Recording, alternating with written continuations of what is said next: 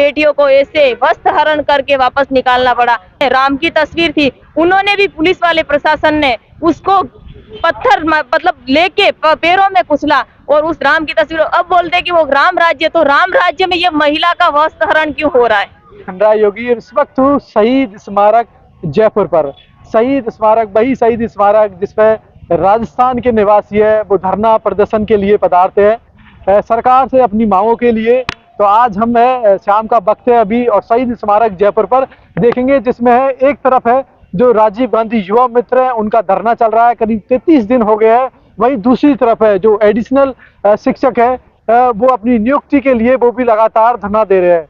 तमाम जो लोग हैं, कुछ समय सीएचए का भी धरना था, एडिशनल नियुक्ति वाले शिक्षक है उनका भी धरना, और जो सीए राजीव गांधी युवा मित्र है उनका भी करीब 33 दिन से धरना चल रहा है। सरकार को वो चेताने के लिए हर बार नए नए तरीके से, अलग अलग तरीके से धरना दे रहे हैं।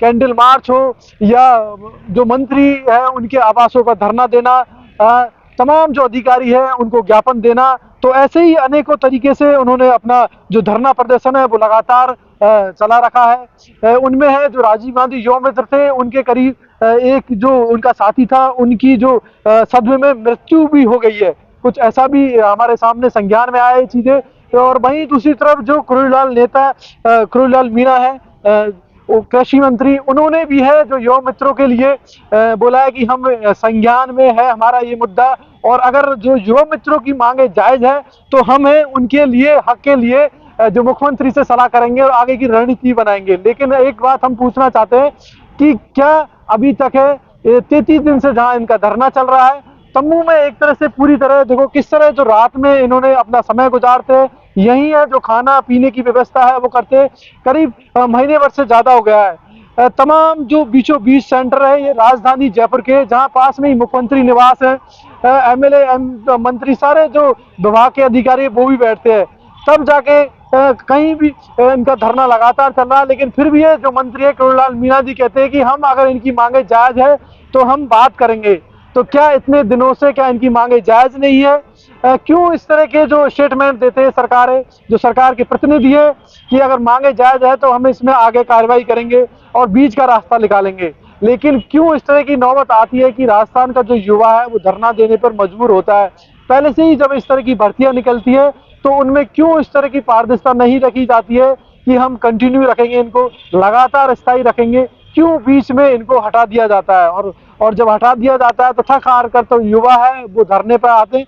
तो जो राजस्थान का युवा शहीद स्मारक जयपुर पर, जहां एक तरफ देखेंगे जो टीचर भर्ती वाले वो कैंडिडेट है वो भी धरना दे रहे हैं, लगातार उनका भी धरना चल रहा है, सीएचए थे उनके भी धरना चला था, और वहीं दूसरी तरफ है राजीव गांधी युवा मित्र है उनका भी लगातार 33 दिन से धरना चल रहा है। वहीं दूसरी तरफ जो मंत्री है वो कहते हैं कि हमारे अगर इनकी मांगे जायज है तो हम आगे बात करेंगे। तो क्या अभी तक है इनकी मांगे जायज नहीं मानी गई है? क्यों इस तरह की जो आती है कि क्यों इस तरह हटाए जाते हैं? लगातार देखो किस तरह इन्होंने अपना रहने के लिए तंबू बना रखा है पूरी तरह। दूसरी तरफ जो खाने पीने की व्यवस्था है, यानी घर बार छोड़ के पूरी तरह ये पड़े हुए हैं यहाँ पर, लेकिन अभी तक है कोई सरकार का प्रतिनिधि है इनसे मिलने के लिए नहीं आया है। सिर्फ आश्वासन आश्वासन आश्वासन। तमाम प्रदेश के ये नागरिक है, इन्होंने बढ़ चढ़ कर जो सरकार बनाने में अपनी हिस्सेदारी निभाई थी, वोट दिए थे कि साथ उस उम्मीद के साथ कि सरकार हमारा कुछ भला करेगी, कुछ अच्छा सोचेगी, लेकिन भला तो नहीं हुआ और इनके साथ बुराई हुआ। जैसे ही सरकार चेंज हुई है, तमाम एक झटके से, एक आदेश से इन्हें नौकरी से बर्खास्त कर दिया गया। तमाम युवा है, राजस्थान के महिला है, पुरुष है, तमाम लोग हैं, और जब इन्हें बर्खास्त किया गया तो सरकार के शहीद स्मारक जयपुर पर आए। देखेंगे किस तरह इन्होंने अपने रहने का आशियाना बना रखा है, यही पूरी रात गुजारते हैं ये लोग, दिन रात भरी बरसात में, ठंड में, यही इन्होंने अपना एक तरह से घर बना लिया है। और उम्मीद कर रहे हैं कि सरकार इनकी मांगों पर जल्द से जल्द ध्यान देगी, इनकी मांगों पर जल्द से जल्द सुनवाई करेगी। लेकिन अभी तक कोई आसार नहीं दिख रहे, कोई ऐसी उम्मीद नहीं लग रही है कि क्या होगा। जो इनके एक भाई थे, ये भी जो दौसा के निवासी थे, तो उस सदमे में इनकी जान चली गई। उम्मीद कर रहे थे कि हमारी जो नौकरी है वो जल्द से जल्द बहाल होगी, लेकिन इन्हें लगा कि शायद कोई आसार नहीं दिख रहे, तो उस टेंशन में, उस सदमे में इन्होंने अपनी जान दे दी। तो ऐसे भी जो युवा मित्र है, जो लगातार सरकार के लिए और लोगों के लिए काम किया, उन्होंने जो घर घर तक की जो योजनाएं थी, आमजन की जो भले के लिए इन्होंने काम किया, लगातार सरकार और आमजन में एक पुल का काम किया, सहयोगी का काम किया, उन्हें आखिरकार ये सजा मिला, उन्हें आखिरकार आत्महत्या करनी पड़ रही है, मौत को गले लगाना पड़ रहा है। तो कहीं ना कहीं ये सरकार की जो नीति है उससे युवा, राजस्थान का युवा खासकर परेशान है, गुस्सा है कि उनके साथ इस तरह का जो दोषारोपण या इस तरह की जो राजनीति की जा रही है कि एक तरह से अनलीगल लगाए जा रहे हैं कि हम सिर्फ जो आपका काम था वो एक विशेष पार्टी के लिए काम किया, लेकिन उन्होंने सिर्फ विशेष पार्टी के लिए काम नहीं किया, एक आमजन के साथ काम किया। जो घर घर की जो आमजन को फायदा पहुंचाने वाली जो नीति थी, योजनाएं थी, उन्हें आम लोगों तक पहुंचाया और उसका आखिरकार ये सलाह मिला कि उन्हें आज मौत को गले लगाना पड़ रहा है। तो साथ संज्ञान हम सरकार से भी ये उम्मीद करते हैं कि इनकी मांगों पर जल्द से जल्द ध्यान दे, क्योंकि लगातार 1 महीने से ज्यादा समय हो गया है और ये लगातार दिन रात कड़ाके की ठंड में शहीद स्मारक पर डटे हुए हैं। उम्मीद कर रहे हैं कि इनकी मांगों पर जल्द से जल्द संज्ञान ले। डबल इंजन की सरकार है, जहां भजनलाल सरकार, दूसरे बीजेपी, केंद्र में भी बीजेपी, लेकिन फिर भी जो राजस्थान का युवा आज धरना दे रहा है, देखेंगे तमाम जो लोग हैं। जी, कैसा आपको 1 महीने से ज्यादा हो गया है? हाँ, 33 डेढ़ महीना हो गया लमसम हमें धरने पे। वही जो अभी जो कुरलाल मीणा जी है, उनका भी ट्वीट आया था कि हम इसमें संज्ञान लेंगे, या अगर उनकी मांगे जायज है राजीव गांधी युवा मित्रों की तो हम ध्यान देंगे। तो क्यों इस तरह के जो स्टेटमेंट देते हैं? क्या 1 महीने से उन्हें नहीं दिख रहा है? हम किरोड़ी बाबा के वहाँ पहले भी ज्ञापन दे चुके थे, उन्होंने बोला कि हम सुनेंगे, और जब हम एक आस लेके गए थे किरोड़ी बाबा के दरबार पे कि हमारा वो बाबा है, और हर बार वो धरने लगाते थे, हर बार युवा के साथ खड़े थे, तो हम बेटियों ने इनका ऐसा क्या बिगाड़ा था जो वहां से हम बेटियों को ऐसे वस्त्र हरण करके वापस निकालना पड़ा। शायद हमें इतना दुख हुआ बाबा के ऊपर कि शायद किसी गरीब के घर भी जाते ना तो वो भी खाना खिला के अंदर बिठाते, लेकिन इतना पीट के मार के बाहर नहीं निकालते। इसलिए हम बाबा से तो हम इतना वो नाराजगी जताते कि शायद उन्होंने ये भी नहीं बोला कि बेटियां आप हमारे घर के यहाँ बैठ जाओ। और जो हमारे पास में राम की तस्वीर थी, उन्होंने भी, पुलिस वाले प्रशासन ने उसको पत्थर मतलब लेके पैरों में कुचला और उस राम की तस्वीर, अब बोलते कि वो राम राज्य, तो राम राज्य में ये महिला का वस्त्र हरण क्यों हो रहा है? जैसे देने के लायक थे और वो मंत्री थे, इसीलिए उनके पास गए थे कि बाबा आप हमारी अंतिम सीढ़ी हो, हमारा विश्वास हो, और जो हमारा रोजगार सरकार सीना है इस भजनलाल सरकार ने, वो ही हमें वापस दो। उनसे कोई हमारा हक मांग रहे, उनसे कोई कुर्सी नहीं मांग रहे, उनसे टिकट नहीं मांग रहे, कोई राजीव गांधी युवा मित्रों ने उनसे ये नहीं बोला कि हमें सीएम बनना है, सिर्फ हमारा रोजगार मांगा था, उनसे हमारा घर परिवार चलता था।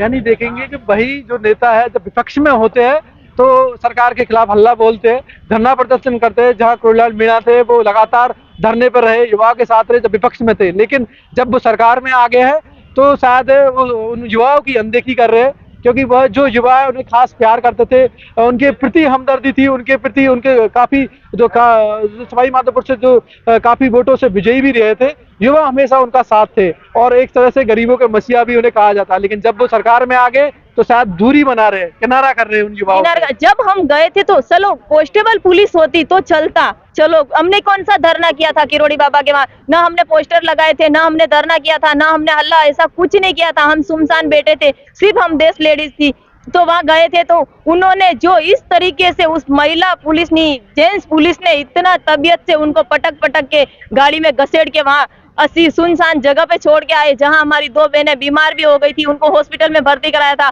पूरे दिन से वहां पे किरोड़ी बाबा के वहां भूखी प्यासी वो बेड में बैठी रही, तो क्या उसके 10 लोगों को खाना भी नहीं खिला सकते? किसको उसने मंत्री बना दिया? मतलब अब तो हम वो बोलते हैं, मतलब कि ये बोलते हैं, अब हमारी सब्र थी ना जो युवा मित्रों की, वो सब्र सारी टूट चुकी है। हम इतने दिन से बोल रहे बाबा आएंगे, हमें न्याय दिलाएंगे, बाबा आएंगे। अरे बाबा के घर पे गए, वहां पे भी साले वस्त्र हरण होके वहां से निकलना पड़ा, और बोलते हमारे राम राज्य में राजस्थान की महिला अत्याचार नहीं सहेगी। तो ये कौन सा अत्याचार है? सिर्फ नारा लगाते हैं ये सरकार का, बेटी बचाओ बेटी पढ़ाओ, कोई नहीं है, कोई इसमें गरीबों परिवारों का कोई नहीं है। हम इतने आम जन तक जहाँ 2 व्हीलर नहीं जाती, 4 व्हीलर नहीं जाती, वहां हम पैदल चल के जाकर गरीब परिवार को योजना के बारे में बताते, हम इतना वो करते, काम करते। हमें सरकार से ये नहीं था कि ये जो सरकार आती हम उनका काम करते, पिछली सरकार थी हम पिछली सरकार का काम करते, ये सरकार कहते तो इसका करते। जो मोदी जी का भारत विकसित वो लगा था तो हमने उसमें भी ड्यूटी दी थी। यानी सिर्फ वोटों की राजनीति हो रही है। जब विपक्ष में होते हैं तो वो विरोध करते, सत्ता पक्ष में आते ही क्यों चुप्पी साध लेते हैं। तो वही राजनीति है, वही एक तरह से वोटों वाली राजनीति है। युवाओं को सिर्फ भड़काया जा रहा है, पागल बनाया जा रहा है और कुछ नहीं है। जहाँ सत्ता का लाभ लेके जो नेता है वो सत्ता का सुख भोग रहे, और जनता है वो कहीं ना कहीं इस तरह धरना जैसे प्रदर्शन में लगी कांग्रेस है। का पैसों वाला नेता होता उसको बीजेपी के नेता गले लगा देते। ये युवा मित्र सारे गरीब परिवार के, इसलिए ये बीजेपी के नेता इसको गले नहीं लगा रहे, क्योंकि हम पैसे वाले नहीं है, हम बिजनेसमैन नहीं है। ये गरीब परिवार के, इनकी हालत देखो कैसे पड़े। एक परिवार ने जान दे दी सदमे में जाके, 2 भाई हमारे बीमार हो गए, बहुत सारे छोटे बच्चे, और बोलते राम राज्य में, यहाँ बारिश में भी यहाँ पड़े रहे, लेकिन अभी तक सरकार के कोई नुमाइंदे ने नहीं पूछा कि आप भाई बहन कैसे पड़े। क्या हम राजस्थान के युवा नहीं है क्या? हम सरकार से यही बोलते कि हम राजस्थान के युवा नहीं, हमारा कोई मानव अधिकार नहीं है क्या? जो पैसे वाले वोट देते हैं उन्हीं की कदर होती है, और हम गरीबों को कचरा समझ रखा। हम क्या वोट नहीं देते सरकार को? क्या जब सरकार को वोट लेना तब बोलते युवा कहाँ हो, युवा कहाँ हो? अब जब युवा को रोजगार देना तो छुपके क्यों बैठी है सरकार? हम हमारा हक मांगते हैं, सरकार वोट मांगती है, उसी तरह हम हमारा हक मांगते हैं कि हमें रोजगार चाहिए। यानी सिर्फ वादे होते हैं, घोषणाएं होती है, सिर्फ ओनली दिखाने के लिए रोजगार की हम लाखों नौकरियां विकसित कर रहे हैं, लाखों लोगों को रोजगार दे रहे हैं, लेकिन वहीं दूसरी तरफ है जो कम पदों पर वैकेंसी निकाली जा रही है, कम पदों पर नियुक्ति दिया जा रही है, अस्थायी नौकरी निकाली जाती है, सिर्फ लोक लुभाने वादे हो रहे हैं, और उसका अंत में खामियाजा होता है कि थक हार कर उन नौकरियों को खत्म कर दिया जाता है, और जो युवा है वो कहीं ना कहीं ठगासा महसूस कर रहा है। कुछ इसी तरह हो रहा है राजस्थान में। हाँ जी बिल्कुल, देखो ये जो युवाओं के साथ में अत्याचार हो रहा है बहुत गलत हुआ है, मैं की निंदा करता हूँ। ये जो युवा हैं राजीव गांधी युवा मित्र, ये क्या है 1 महीने से ज्यादा समय इनको यहाँ पर शहीद स्मारक पर बीत गया है।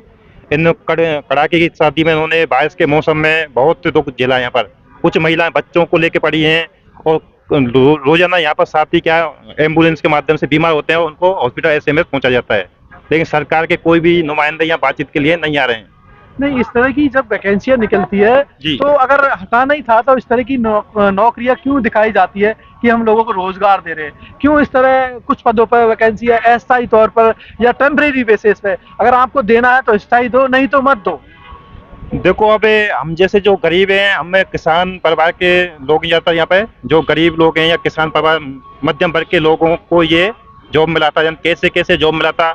अच्छे खासे जॉब को छोड़कर हम जयपुर से यहाँ से गए थे, अच्छे खासे जॉब को छोड़कर, लेकिन हमने सोचा था हमारा इसमें करियर बन जाएगा, संविदा पे हो जाएंगे, स्थायी होकर सरकार कुछ ना कुछ हमारा वो रहेगा ना घर का ना घाट का। यानी कि आदमी जब इस जॉब में आने के बाद में वो दूसरा भी नहीं कर पाता, ना कोई दूसरा हुनर ले पाता, और वो उम्मीद में रहता है कि शायद मेरी लाइफ सेटल हो जाएगा, आगे तक कंटिन्यू मुझे जॉब रहेगा, लेकिन वहीं दूसरी तरफ कुछ समय देके नौकरी और फिर बर्खास्त कर देना। बिल्कुल, देखिए यहाँ पे क्या हमने 1.5-2 साल बिताया है, अब उस टाइम का जो हमारा अच्छा जो कैरियर है वो पढ़ाई लिखाई का सब कुछ बर्बाद हो गया, और ना ही हम किसी दूसरे जॉब के भी नहीं रहे। तो देखो यहाँ ये सरकार ने बहुत बुरा किया है, तो हमारे साथ में न्याय होना चाहिए, तब तक हम यही शहीद स्मारक पर डटे रहेंगे। अच्छा, तो अभी आपका 33 दिन के करीब हो गया? हाँ, 33वां दिन है आज, 33-34वां दिन, और लगातार आपका कंटिन्यू धरना? बिल्कुल, वैसे तो देखो हमारा 27 दिसंबर से धरना लगातार है, पर सरकार ने जब नरेंद्र मोदी यहाँ राजस्थान के जयपुर के आए, तब सरकार के नुमाइंदे ने हमें 7 दिन का आश्वासन दिया कि हम 7 दिन आप धरना समाप्त कर दो और हम 7 दिन बाद में आपका रोजगार प्रदान करेंगे। पण के एक सरकार ने वो हो गया जैसे छोटे बच्चे को लॉलीपॉप देते हैं, उस प्रकार से हमें लॉलीपॉप देकर दे दिए। 13 दिन तक हमारे साथ कुछ नहीं हुआ, फिर हमें वापस यहाँ 13 दिन बाद में बैठना पड़ा, और सरकार ने हमारे ऊपर इतने अत्याचार किए कि कभी महिलाओं को कॉम्प्लेक्स में जो शौचालय बना देते, मोदी जी एक तरफ तो कहते हैं स्वच्छ भारत बनाएंगे, और दूसरी तरफ जो शौच सुलभ कॉम्प्लेक्स बनाए जा रहे हैं निःशुल्क, उसके अंदर उसको बंद कर देते हैं, और पानी का टैंकर नहीं आने दे रहा है। दूसरे पानी के वादे करे कि हर घर नल से जल पहुंचाएंगे, जबकि यहाँ पर टैंकर को बंद कर देते पानी के लिए। यानी कहीं ना कहीं वो सुविधाओं को बंद कर दो, उसकी वजह से कहीं परेशान होकर ये लोग चले जाएं। महिलाएं जिसे उम्मीद रहती है कि हमारे ये कोई मंत्री है जो हमारी आशा जगाएंगे, उनके पास जाते हैं तो पुलिस प्रशासन को आगे करके उनके साथ में इतना अत्याचार करते हैं कि हमने परसों एक ऐसी घटना देखी कि बीजेपी में, और शायद ये मैं जहाँ तक मानूंगा ये हिंदुस्तान में पहली बार घटना हुई है जो डबल इंजन की सरकार में हुई है, जो महिलाओं के साथ की सरकार में। आप करोली लाल मीणा के आवास में गए थे, जबरदस्ती धरना उठा दिया है, ऐसा कुछ संज्ञान में आया है? सर, मैं राजीव गांधी युवा मित्र राजसमंद डिस्ट्रिक्ट से हूँ, मेरा नाम मंजू जाट है। सर, हमें आज यहाँ 33 दिन हो गए धरने पे। हमने मतलब 33 दिन यहाँ हुए, बहुत सारे जनों से विधायकों से मिले, पर हमें ऐसा कुछ लगा नहीं कि वो हमारे लिए कुछ करेंगे। हमने कहीं ना कहीं यूँ सोचा कि हम किरोड़ी बाबा के वहाँ जाएं, उनको मसीहा समझा। हमने सोचा कि वहाँ जाने से हमारी मांगे पूरी होगी, वो हमारे साथ खड़े होंगे। हमने उनको एक देवता के स्वरूप माना था, हमने कहा कि वही हमारे लिए अब सब कुछ कर सकते हैं, सारी उम्मीदें हमें उनसे। सरकार में भी है वो, सरकार में भी है, सरकार में भी है, अच्छे खासे पद पे, हाँ कैबिनेट मंत्री है। तो हमने उनको ही चुना। हमने सोचा कि हम बाबा के यहाँ जाते हैं, हम बाबा की बेटियां हैं, हम वो तो हमारी मांग सुनेंगे कब। तो हम 10 तारीख को हम वहाँ गए थे कि हम मिलने जाए बाबा से। तो बाबा से हम मिले थे, वो उनकी गाड़ी में थे, तो हमने बात की थी। एक्चुअली ऐसे कोई ज्यादा बात नहीं हुई थी हमारी थी। बाबा ने बोला था मैं बात करता हूँ इसके बारे में। फिर हम दिन भर वहीं रुके, हमें चाय वाय पी ली वहाँ पे। फिर शाम को पुलिस प्रशासन वाले आए, जब हमें उठाने लगे तो हमने पुलिस प्रशासन को एक ही बात की कि बाबा को आप बोलो कि हमारे सीएम से डेलीगेशन करवा दे और हमें हमारी बहाली करवा दे, बस हमें और कुछ नहीं चाहिए। तो बाबा ने हमसे बात की थी, पुलिस प्रशासन वालों ने फोन लगाया, उन्होंने कहा बेटा मैं अभी यहाँ नहीं हूँ, कहीं बाहर हूँ, मैं अपने आवास पे नहीं हूँ, आप 12 तारीख को यहाँ पे वापस आ जाना, मैं बात करूंगा बैठ के आपसे। तो हम उनके बाबा के बुलाने पर हम 12 तारीख को वापस गए थे। फिर हम दिन भर वही सुबह यहाँ से जैसे 6 बजे उठे हम बाबा से मिलने के लिए कि हम जल्दी जाएंगे, वो मिल जाएंगे। उठते ही हमने चाय भी नहीं पी, सारी बहनों ने जैसे उठे नहाए धोए बाबा के वहाँ चले गए। वहाँ जाके बैठे, वहाँ उनका जो गार्ड था उसने हमें बोला कि यहाँ से चले जाओ, यहाँ धरना नहीं देना है और यहाँ नहीं बैठना है। जो बाबा के निवास के पीछे थोड़ा दूर बैरिकेड लगा हुआ था, बोले कि वहाँ बैठो, जहाँ मतलब इतनी गंदगी थी, वहाँ बैठने लायक जगह नहीं थी वहाँ। तो हमने कहा भैया आप भी सोचो कि यहाँ बैठने लायक जगह नहीं, हम वहाँ कैसे बैठे।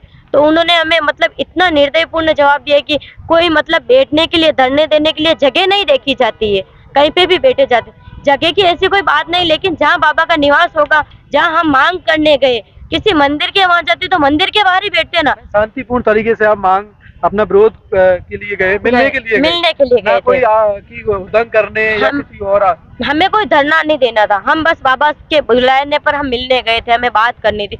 तो पूरे दिन हम शांतिपूर्ण बैठे थे वहाँ, हम भूखे प्यासे बैठे थे न। बाबा के मतलब वहाँ से निवास वालों ने कहीं हमें खाने के लिए पूछा, हम 10-11 बहनें थी, पूरे दिन भूखे रहे। शाम को जैसे पुलिस प्रशासन आए, उन्होंने बोला कि यहाँ से आपको उठना पड़ेगा, यहाँ नहीं बैठना है। हमने कहा कि हम उठ जाएंगे, आप बाबा से बोलो कि हमारी सीएम से डेलीगेशन करवा दे और हमारे लिए नोटिस निकलवा दे कि आपकी बहाली हो जाएगी, हम चले जाएंगे। तब बाबा के भाई जगमोहन जी ने उन्होंने बात करवाई थी, लेकिन उन्होंने भी हमसे धोखे से बाबा से बात नहीं करवाई थी, उनके ड्राइवर से बात करवाई थी, क्योंकि उनके फोन में बाबा की आवाज हम पहचानते, पहले भी हमने उनसे बात की, उनकी वॉइस रिकॉर्डिंग भी हमारे पास है। और जिस दिन उन्होंने जिस तरह से बात की वो बाबा की बात बिल्कुल नहीं थी। उन्होंने कहा था हमें व्हाट्सअप कर देना, मैं बात करवा दूंगा, जबकि बाबा ये बोलते कि फोन उठाते कि बेटा मैं बात करूंगा, मैं यहाँ नहीं हूँ, ऐसा कोई मतलब उनके बर्ताव नहीं था।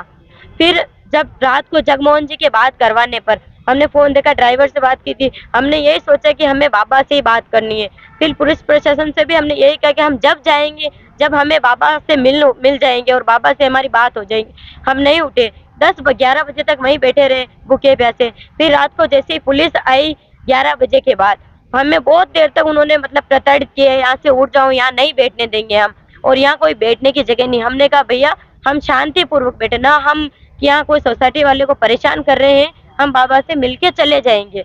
तब भी पुलिस वालों ने हमारे साथ इतने बदतमीजी से व्यवहार किया कि क्या बताए। बाबा के निवास पे ना होने से और बाबा नहीं होने से भी उनके जो सिपाही थे वो भी देख रहे थे, गार्ड लगे हुए थे, उन्होंने भी कुछ नहीं। हमारी कुछ बहनों के साथ तो ऐसा बर्ताव किया कि पुलिस कांस्टेबल जो लेडीज पुलिस होने के बावजूद भी जेंट्स पुरुषों द्वारा हमें बेरहमी से पीटा गया, उन कपड़े फाड़े गए और इतनी बेरहमी से हमें गाड़ियों में भर के डाला गया। और हमारी कुछ बहनें उनके ऐसी मतलब जगह लगी है कि हम उनको बता भी नहीं सकते कि इस जगह लगी है। और फिर उन्होंने गाड़ियों में भर के हमें थाने में लेके गए, हम भूखे प्यासे थे, उन्होंने भी ये नहीं पूछा कि आपको खाना खाना है नहीं। उसके बाद हमें रात को 1 बजे रेन बसेरा पे छोड़ दिया, मोती डूंगरी जो रेन बसेरा रोडों पे। उन्होंने ये नहीं सोचा कि हमारी बहन की तबीयत खराब हो रही थी। हमने उनको बोला कि आप एम्बुलेंस करवा दो सर, हमें हॉस्पिटल जाना है ऐसे में। तो हमें वहाँ बीच रास्ते में छोड़ दिया और उन्होंने हमारे लिए कोई व्यवस्था नहीं की। फिर हमने एम्बुलेंस की, ऐसे में हॉस्पिटल पहुंचे हम 1:30 बजे। फिर हमारी बहन वहाँ एडमिट किया, उनको उनका इलाज करवाया और रात को 3 बजे हम उनका इलाज करवा के फिर हमने होटल बुक करवाई। फिर हम होटल पे गए, 3 बजे के बाद हमने खाना खाया, वहाँ सोए थे हम। तब तक हमारे लिए किसी ने कोई मतलब पूछताछ नहीं की। और बाबा के लिए मैं बोलती हूँ, हमें उम्मीद है, उनसे विश्वास है, उन्होंने हमारे लिए ट्वीट किया लेकिन उस ट्वीट से भी हमें ये नहीं दी कि आप ट्वीट करो, ट्रेन में आओ। हमें उनसे ये उम्मीद है कि आप हमारे लिए बहाली का नोटिस निकलवाओ, सीएम से रैली ट्वीट करने की जरूरत नहीं है, आप कहीं से ही बैठ के एक आदेश निकलवा दो, वही काफी है इनके लिए। ना कोई मिलना है ना कोई आना है, सरकार की तरफ से एक कि इनको फिर से बहाल किया जाता है और ये अपना धरना समाप्त करके अपने अपने घरों को लौट जाएंगे। लेकिन जब इस तरह की राजनीति होती है, जब उम्मीद थी किरोड़ीलाल मीणा जी से कि शायद वो इनकी आवाज को सुनेंगे, इनके साथ इनकी जो मांगों के लिए लगातार मुख्यमंत्री महोदय से भी कुछ बीच का रास्ता निकालेंगे, लेकिन जब उनके आवास पर गए तो उन्हें भी धक्के मारकर जबरदस्ती उठा दिया गया। तो कहीं ना कहीं ये इस तरह की राजनीति है, जब सत्ता पक्ष में या विपक्ष में होते हैं तो हल्ला बोलती है, लेकिन जब जैसे ही सत्ता पक्ष में आते हैं तो क्यों ये चुप हो जाते हैं। तो हम उन किरोड़ीलाल जी से भी कहना चाहेंगे और मुख्यमंत्री महोदय भजनलाल जी से भी कहना चाहेंगे कि आप डबल इंजन की सरकार है, डबल इंजन की सरकार कहती है कि हम हर गरीब के साथ है, हर युवाओं के साथ है, तो क्यों आखिरकार यही राजस्थान के युवा आज धरना दे रहे हैं, क्यों एक महीने से ये शहीद स्मारक पर पड़े हुए हैं। सुनिए इनके बारे में, नहीं तो कहीं ना कहीं जो आने वाले चुनाव है उनमें साथ बीजेपी सरकार को बहुत बड़ा खामियाजा भुगतना पड़ेगा।